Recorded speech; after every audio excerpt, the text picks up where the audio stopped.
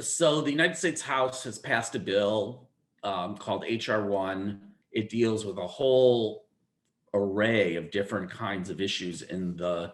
political reform arena, not just voting rights.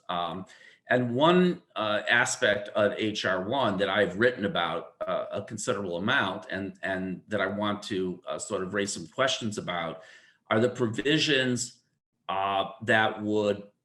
create a system of public financing for US House elections. The more traditional form, and this is the form that's actually used in the 10 or so states that have public financing for their elections, is the government provides a grant of dollars to candidates who meet certain minimal thresholds. And the amount of money is tied to how expensive races for those seats have been in prior elections. And that money is politically neutral. And what HR 1 does is use what's called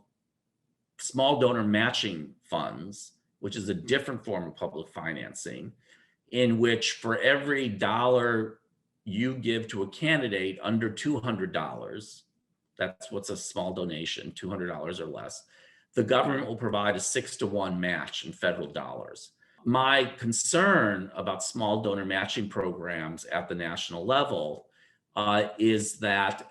with all we know about the dynamics of social media and the things that attract visibility and attention, both for just general purposes and for fundraising purposes, is that small donor contributions tend to go to candidates who are the most visible, have the most notoriety, are in cable television, and these tend to be candidates from the more extreme or from the wings of the political parties, the more polarized figures. I'm concerned that if we do public financing based on how small donors allocate their money, which is a very different system,